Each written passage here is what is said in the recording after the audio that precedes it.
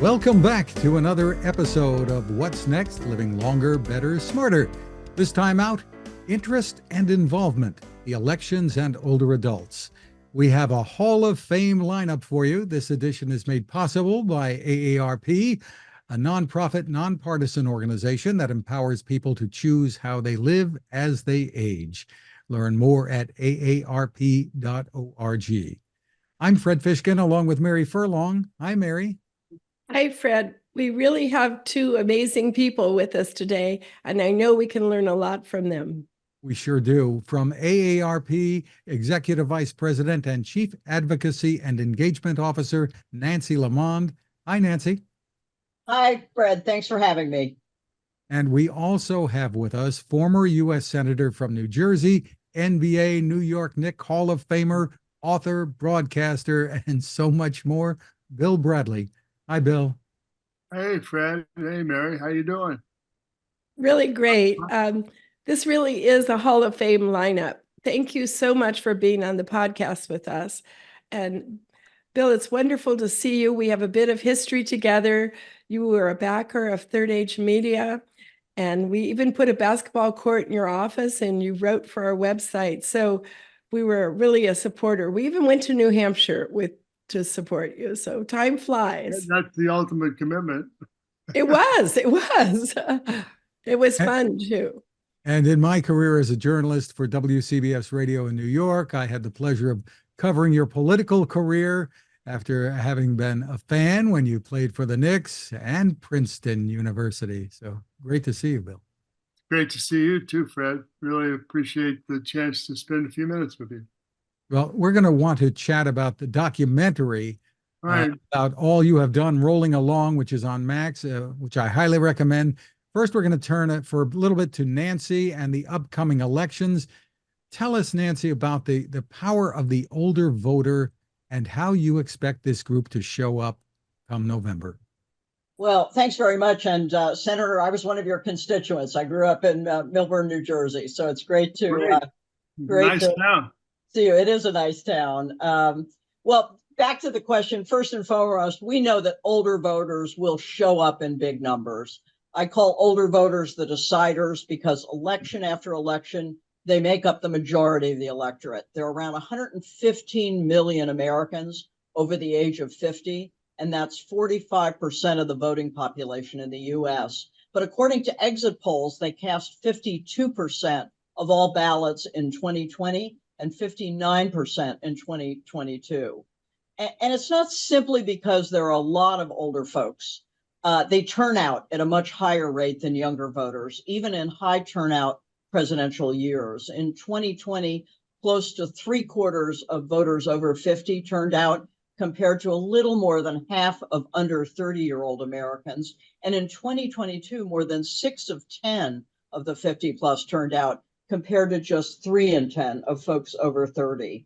In addition, we're paying particular attention to older women voters. They are a big group that is fairly evenly divided by party, and they show up at the polls. Women 50 plus cast 1/3 of ballots in 2022, 25% of the voting age population, 28% of registered voters. And we do a lot of polling. And in our latest She's the Difference survey, showed that women over 50 evenly split on the generic congressional ballot, favoring President Biden very slightly over former President Trump. Men over 50 overall lean more Republican. And in 2022, there was a big swing among women over the age of 65 in the battleground congressional districts. It turned a potential red wave into more of a red trickle. And our polling showed that voters aged 65 and older shifted from favoring Republicans by 10 points in July to favoring Democrats by 3 points in November. Big shift. And women over 65 were the biggest movers. They went from 46% Republican, 44% in July, to 55% Democratic, and then 41% in November, of 16-point swing. And then quickly, their top issues were the threats to democracy and Social Security and Medicare. Nancy, say a little more about those issues. And is caregiving an issue? Absolutely. You know, in our recent national survey, we asked what people thought was the biggest issue in the country. And the top three for voters 50 plus were the cost of living, immigration, and threats to democracy. And one thing we know is that part of the issue with cost of living is also the investment people are having to make in their family caregiving activities. We also know that when it comes to their voting decisions, excuse me, Social Security and Medicare are very important, particularly for voters over 65. And an overwhelming majority of older voters say that elected officials should do more to help aging Americans stay in their own homes and support family caregivers. In a congressional battleground survey we did, Social Security and Medicare was at the top. In our She's the Difference survey, it showed that overwhelmingly women voters were very concerned about being able to keep their loved ones in their own homes. So we're seeing Social Security, Medicare, caregiving at the top of the agenda. Very interesting. Bill, I know you are very involved in legislative efforts surrounding the preservation of Social Security when you were in office. Well, yes, I was there when we did the big Social Security compromise in the 80s, the bipartisan compromise that actually saved a trust fund and guaranteed Social Security over the mid to long term. And it was always an important issue. And I found that it wasn't just an important issue for elderly Americans. I feel a lot of their children have a sense of what's just and what's fair. And they believe after you live a whole life and you raise the kids and so forth, or you have 3 jobs, you deserve to have a dignified retirement and have a little money from the government in Social Security and in Medicare. Now, Bill, you were in the Senate from 1979, Back in the Paleolithic era, Fred. until January 1997. And in this documentary that's out that we referred to earlier, Rolling Along, you really take us on a journey through all that came before and all that has happened since. And there are so many lessons here, I think, to be learned. Here's Bill Bradley, everybody's all-America choice. Bill hails from Crystal City, Missouri, and he now owns every Princeton and Ivy League scoring record. You begin by bouncing a ball. Your knees are bent, your elbows under the ball. You shoot and you follow through. I couldn't get enough. My father always wanted me to be a gentleman. My mother always wanted me to be a success. And neither one wanted me to be a basketball player or a politician. Number 24, Bill Bradley. The crowd turned on me. You got to feel sorry for any rookie that's got to come into this league and play against these great ones. Now I had to do is to prove myself to my teammates. Good rebound beneath Bradley. Good. Beautiful teamwork. A new NBA champion. Standing at center court, knowing you're the best in the world. It lasted about 48 hours. One of the things I think you talked about was working in Washington, perhaps, for the government. What about that? Sometime in my life, perhaps, I would like to work for the government. I chose politics because I saw how government had made millions of lives better.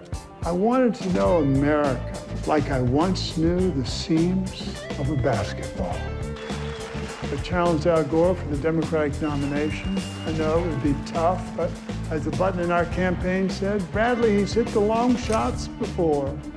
The beautiful paradox of America is that we are many, that we are individual, that we are different, but that we are one. Tell us how the documentary came about. That's an interesting story. Yeah, well, I gave my political papers to Princeton. They did oral history, interviewed about 50 people. I invited all 50 to a reception. 40 showed up. I stood up and told stories about each one of the 40. One of them was a friend of mine who's produced 72 plays on Broadway, and he came up to me afterward and said, sounds a little bit like Hal Holbrook. You ought to work something up doing Mark Twain. And so I thought, yeah, that's not a bad idea. And for the next year, I wrote it, and then I took it on the road to workshop it. And then ultimately decided COVID came and it was impossible to go into theaters. So I just kept working on it. And it ended up that I did it 4 nights in the theater in New York, and we had 5 cameras and filmed it. And the result is Rolling Along. And it's really a film about a lot of things. But we did a focus group after we had the film made and asked the 15 people, actually it was 50, narrowed to 15 for the focus group, balanced by every kind of diversity you can have. What did you think this film was about? And they said, well, we thought it was about love of country, love of the game. It was about perseverance and forgiveness and triumph and loss and sadness and joy. In other words, it was about life. And so I thought to myself, well, I'll take that because that's indeed what I had hoped it would be. I'm extremely candid in the film. And the reason I do that is I hope that it can get people to think about their own stories and tell their own stories. And out of that will come an appreciation for our common humanity and hopefully a little healing in a country that is deeply divided politically, but not on a human level. So the key thing is that's what was my hope, and that's how it happened, and so forth. That's what I took away. So you made some intriguing decisions along the way in your life, changing your mind about which university you would go to, switching from Duke to Princeton, delaying a pro basketball career to go to Oxford as a Rhodes Scholar, joining the Air Force Reserve before graduation, and then leaving pro basketball for politics at the age of 33. What led you to make some of those unexpected decisions? Well, to me, they were fully expected. They were a natural evolution from one interest to another interest, one challenge to another challenge. And I loved the game of basketball.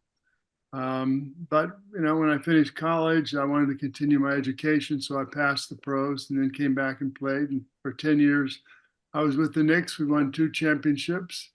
And it was a special group of human beings. And the thing that should be celebrated was the group of human beings that I was with, who were selfless and had great imagination and discipline. And that was a great experience. And then toward the end of my career, I decided, well, my interest in basketball was decreasing and my interest in politics was increasing. So I thought, well, why not run for the office I really want? The idea was, well, you run for Congress a couple of years and then you maybe run for the Senate.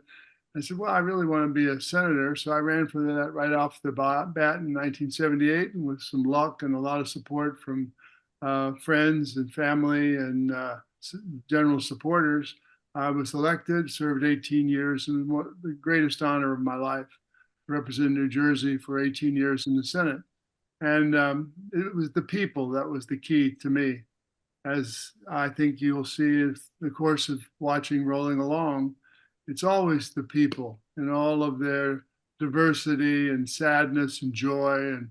And so I think back to all those decisions, and they seem natural to me now, but at the time, they were not. I was taking a leap, I didn't know. Was I going to come back and play basketball when I went to Oxford? Everybody said, well, you gave up your chance to play pro ball. I said, well, I don't know. I played in Italy for a year. I did a radio show out of England back to KMOX radio in St. Louis. Interviewed Mary Quant and Lord Harlech, who was JFK's buddy. And so I had a wonderful experience. And then I thought, well, now's the time. I'd like to play. And turned out okay. Interesting. You used to, people today, politicians do these town halls all the time. I remember covering you as you walked the coast of New Jersey every year, the shore on the boardwalk, the beaches. And it's a great thing that people would come up and talk to you, tell you what was on their mind. Really a terrific thing. I talk about that a little bit in the film. And it was true. I mean, you know, the town meeting, I did plenty of town meetings, you know, go to the firehouse or the city hall and sit and 50 people come or 100 people or 300 people and they ask you questions. But when you walk along the Jersey Shore, I'm walking on the beach in my shorts and t-shirt or short sleeve shirt and or along the water's edge, and people would run up and ask questions, and or they would tell me stories, and that's where I've always loved stories, and that's what I try to reflect in rolling along. Back to present day politics, Bill. I'd love to hear from you and Nancy both really about the impact of older voters. They were certainly, Bill, a force in New Jersey when you were running. Of course they were. I think that the key thing is you show respect to all voters, and in particular, you show respect to older voters because they have the benefit of years of experience. And this year, I think, as you said, Nancy, they will be very, very important. This is an existential moment in our country's history. And it's, as I say in the show, it's more about our common humanity than it is about R&D. And we have a very, very serious challenge ahead of us and a real choice for the American people. And I say to a lot of my Republican friends, and they agree, look, we just can't stand another 4 years of Donald Trump. It's going to be beyond imagination as to what might happen. And so they step up. I mean, Lynn Cheney stepped up, for example. A lot of Republicans I know aren't going to pull the lever for him. But the key thing is they're older voters. By and large, older voters are a little more conservative. They're a little more value-based. They also have the experience of having a lot of people talk at them over time and deciding who's real and who's not. And so I think Joe Biden will fare very well with older voters. I'm hoping that anyway. And there are plenty of things that have to get done. And I believe that he was a senator, right? He wasn't living in a palatial skyscraper in New York City. He was a senator. He was taking a train every day from Washington to Delaware. He did town meetings. He listened to people complain about Medicare, Medicaid, or whatever, or Social Security. And he formed his view of why they are noble people. And I believe he thinks that. And that, I think, ultimately will come through. And we just want to point out for the audience here that obviously Senator Bradley is not a nonpartisan. He can't be, right? Having been in office and run for office, while the AARP is a nonpartisan. Yeah, of course. This is not AARP's comments. These are my comments. So Nancy, tell us how ARP is working to make sure that voters and the issues they care about are addressed by the candidates that are running. You're doing a lot of voter education, correct? Well, we are. And in fact, though we are nonpartisan, we are very focused during every election cycle to focusing candidates on the issues important to older voters, and then in turn, letting our constituency, our members, know where the candidates stand. And one of our big initiatives this cycle is asking every candidate for federal office what he or she will do to protect Social Security and support family caregivers. We started this in the early primary states, Iowa, New Hampshire, Nevada, and South Carolina. Obviously, that was focusing on the GOP candidates. And we were able to get all the major candidates for president on record talking about these issues so that we could share it with our members and our broader constituency on aarp.org. And now, as we speak, our staff and volunteers across the country are actively reaching out and talking to candidates, incumbent members of Congress and senators, as well as challengers. Nancy, with voting laws sometimes changing, how is AARP working, fighting to ensure that everyone knows when, where, how to vote? You've got offices, I know, at the state level. We do. We have offices in every state, District of Columbia, Puerto Rico, and the Virgin Islands. And as you suggest, Fred, this has been a big focus for us. And frankly, it started in 2020 during the pandemic when there were so many changes about where to vote, how to vote, when to vote. We know our constituency will turn out to vote. But as you notice, rules keep changing. And so we work very hard to be sure they have the information they need to cast ballots safely and with confidence. Our state election guides on aarp.org have information on things like deadlines, ID requirements, and are continuously updated to reflect the latest changes. And also are continually updated as there are as misinformation is delivered across various airwaves. We also have articles in the AARP bulletin leading up to the state primaries and the general election, highlighting the key issues and things we think folks should know. And we do teletown halls and webinars with state and local election officials. And in fact, we're able to do these very quickly if in fact there's a wave of reporting that is inaccurate. We're able to kind of get the Secretary of State on the phone on one of these teletown halls to clarify what people need to know in order to vote. And then on the advocacy side, we keep a close eye on legislation and regulations and fight to protect older adults' ability to exercise their right to vote. Right now, our state teams are tracking cumbersome voter ID requirements in a number of places, particularly any that require voters to place copies of their identifying information in the mail, which creates a privacy concern. We're also monitoring proposals to limit mail ballot access, including those with unnecessary notarization requirements. And these kinds of proposals are essentially burdensome for voters with mobility issues, disabilities, and those in nursing homes or other residential care settings. So we're active in any year divisible by 2. We're out there. And Nancy, I can't tell you how important that is, because the way you stop democracy is you make it more difficult for people to vote, change rules, do all the things.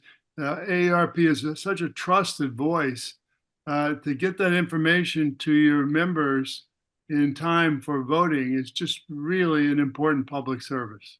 Well, thank you. It's wonderful and quite an army of volunteers you have. Yeah. And I think, Nancy, your state directors have a big pulse on the issues they're hearing at the state level too, correct? Oh, absolutely. Not only our state directors, but our volunteers. And I'm sure Senator Bradley more often than not ran into our volunteers on the beach and in town halls. And they're really our lifeblood. They're everywhere. And to your point, we get such good insights from them. I'll give you one quick example. During COVID, about a month after we had in effect the shutdown, we did a series of regional meetings with our state directors and our state volunteer leaders. And at the end of each call, I said, what are you seeing out there that we may not realize here in Washington? Every single one of them talked about food insecurity. They talked about seeing older Americans in lines at food banks. And we were able to move on our advocacy on SNAP and other food programs well before it was reported in the national news, well before it was a topic in polls that were being taken. It really told me and showed me how our volunteers have a pulse on what's happening in communities across the country. Yeah, I see a theme here of listening to those stories. That was a lesson you taught me, Senator Bradley, over lunch one day. You said, always tell a story because people will remember those stories. And I went to a fundraiser Saturday night for housing insecurity in Oakland and just saw the rising number of older adults that are housing insecure. So it's getting that handle on the pulse. So, Bill, maybe you can stir some memories of how things were working across the aisle to get things done in Washington, and what are your hopes for restoring some of that ability to get things done? Well, I'm of the view that we're kind of in a storm, right? And it will pass. Can't be certain, and it can be very destructive if it doesn't pass. But I think it'll pass, and then people will reassert, as I said earlier, what I try to do in rolling along, our common humanity. And in my case, let's just take the largest legislative accomplishment that I had, which was the Tax Reform Act of 1986 to cut tax rates from 50 to 28% and eliminated a lot of loopholes to pay for the revenue that was lost. That was a policy that I advocated for 4 years, right? It was a policy that was adopted by Ronald Reagan. And it was a policy that passed the Senate like 97-3. I don't know the exact number, but overwhelmingly passed the Senate. And it became the law of the land. And it was a bipartisan joint effort because there was something in it for Democrats, there was something in it for Republicans. And the result was that there was a commitment to it that was very deep in that time. But taxes, you're only good for a Congress or two, and then somebody's going to either want to cut more taxes or put more loopholes back in. But that was a moment that was enormously important to me. I mean, I'm still friendly with a lot of the people. Alan Simpson, who was a colleague of mine, a Republican, was actually the whip. I mean, we see each other several times a year. I'm in direct contact. Just got an email yesterday from Bob Packwood, who was the chairman of the Finance Committee at the time we did tax reform, who was telling me about some crazy when he was running and how the person used to disrupt his town meetings. And so, I mean, the people become friends, and that's what people don't understand about the Senate. If you divide it R and D, then you're eliminating what is shared by R's and D's, right? And it's our common humanity. And that's what ennobles us, and that's what allows compromise. And the more you keep that in mind, the more effective you're going to be. And you have to decide if you're going to be a United States Senator. Do you want to be effective, or do you want to posture? If you want to be effective, then you got to listen. I always say ears are more important than mouths when it comes to legislating. And you do have to listen to what your colleague wants and then try to find a way. That doesn't mean you're going to agree on everything. That means there are often stark divisions, but it doesn't mean you can't create an atmosphere of collegiality, literally, where you listen to other people and you know what? And learn. Maybe you learn. Just because you were elected by your state doesn't mean you know everything about everything. For example, when I was elected from New Jersey, I knew nothing really about the Western United States, but I suddenly found myself as chairman of Water and Power, which is in charge of water, all the federal water in 20 Western states. So I had to learn about the West. And, you have to approach these things sometimes with a little humility, and then you end up listening and learning. And to me, that's the excitement in whatever you do, whether you're trying to write a film or whether you're trying to pass a law or whether you're trying to make an investment. Makes me want to reread Values of the Game. Well, I'd love to keep talking to you both. I will. We gave a copy of that to all of our team during the time. I'd love to keep talking to you both all day, but we have to respect your schedules and the important work you do. So Bill and Nancy, thank you for spending time with us on our podcast today. Thank you. It's a great pleasure to be with both of you and see both of you again. And let's not wait so long for having that happen again. I know you're not on your show, but whatever. Well, we do have an event at the National Press Club. We should invite you to be part of that too. So, okay. Nancy, thank you. Thank you. Thanks, everybody. Great to be here. And we urge everyone to watch the documentary Rolling Along. It's on Max. Time very well spent. Find more at billbradley.com. We want to thank AARP for helping to make this episode possible. AARP, empowering people to choose how they live as they age. Learn more at aarp.org. And check out the latest edition of the AARP Bulletin. Nancy is quoted in there, too, talking about elections. Mary, this has been an exciting spring. You had a great Longevity Venture Summit. Tell us about some of the highlights. Well, two stories. One was a quote about where AI is today. If you looked at AI 5 years ago, that's where caregiving is today. So caregiving is going to be one of the very big issues. And the second is, this was a quote by John Hagel, we should have a wellness coach. We should all strive to have a wellness coach and let data inform the metrics. So we have the aspiration of leading a very healthy life.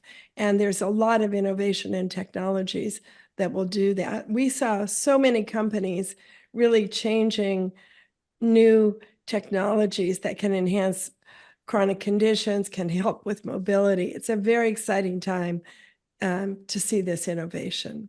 And there's more coming up this December, Mary, in Washington, D.C., the Longevity Innovation Summit at the National Press Club. That's scheduled, I think, for December 9th and 10th. The website for more info on that is washingtoninnovationsummit.com. Thanks to our guests once again, and thanks to all of you for watching or listening. It is appreciated. You can always find us at maryfurlong.com/podcasts.